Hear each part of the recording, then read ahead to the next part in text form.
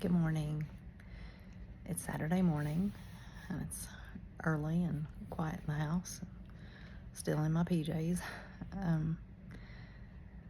I've just been doing some thinking this morning. I've been up for a while, and of course my mind doesn't seem to ever shut off, but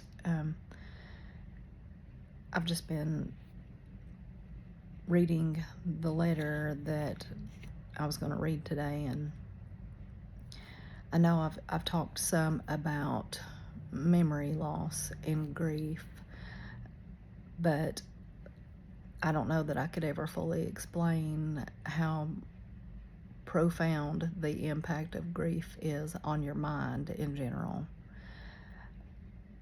I find myself repeating myself, telling the same stories over and over. I say that because when I sat down to read through this letter before reading it on my video, there's something in it that I just talked about a few days ago, and I didn't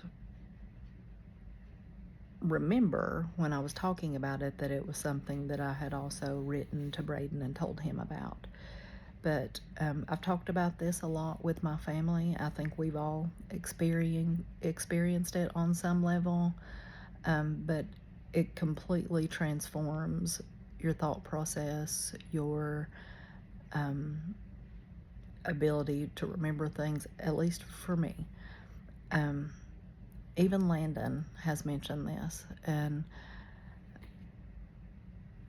I'll say something to him or to someone in my family and then turn right around and say the same thing all over again, and then I'll catch myself and say, I completely realized that I just told you that already. Or I was on the phone with my sister, Mandy, the other day, and there was something that I felt was important that I was going to tell her, and I couldn't remember what it was at all, and I just had to tell her, I'm sorry, I have no idea what I was going to say. And I find myself doing that a lot, just not being able to remember things, needing to keep lists, write things down, putting things away and not being able to find them. So just recognizing if I'm going to be packing something up and storing it somewhere, I need to make a note to myself in my phone to say, hey, you put this there. And it's significant, and it's scary sometimes, because I wonder if as I age that will get worse. But my letter to Brayden is pretty short today. It was from his birthday, but I did want to read something that I had read a while back. I'll go through it as quickly as I can. But I find myself reading a lot of things, and I think that's part of just grasping to read something, to find someone who experienced the same thing as far as their grief process as I am experiencing. And that's the whole purpose of me doing this, making these videos, is to be there for someone who may be experiencing the same thing and feeling these things that are scary and confusing and uncertain. But I read this, and I'll run through it quickly, from a surprising source, Jim Carrey. We think of him as just being a funny guy, but he said, grief is not just an emotion, it's an unraveling, a space where something once lived but is now gone. It carves through you, leaving a hollow ache where love once resided. In the beginning, it feels unbearable, like a wound that will never close, but over time, the raw edges begin to mend.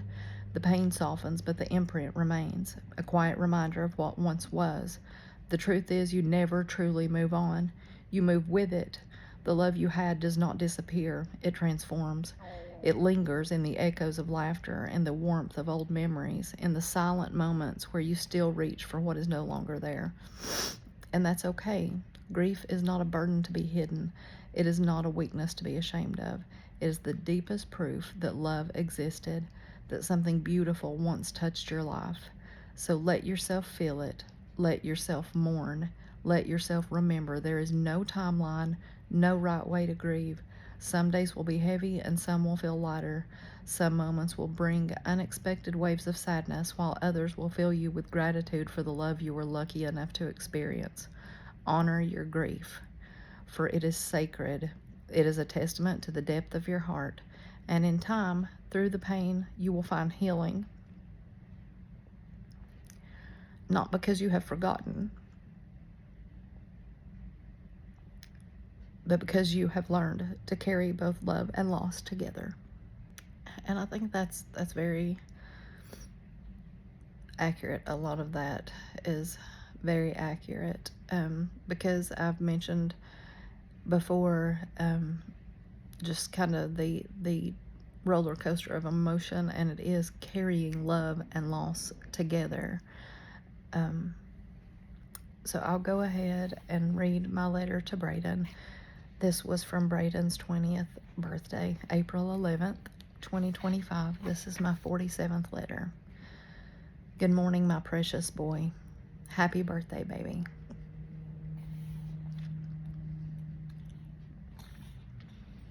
Today is your 20th birthday. It doesn't even seem possible.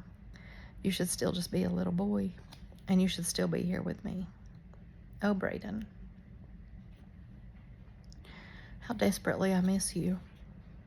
I just want to have a conversation with you so badly. I can't even describe the feeling of just physically needing to talk to you. I was in the car alone yesterday and I said, "Hey Siri, call Brayden."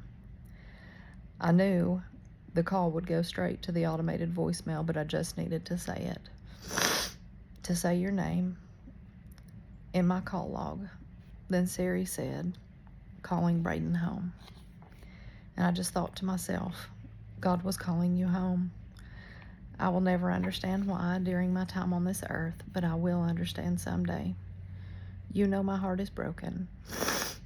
I know you see my pain, but Brayden, I will celebrate you. I will celebrate your life and celebrate your birthday. Please be near me today and always. Sweet face, sweet words, sweet boy. I love you, Brayden.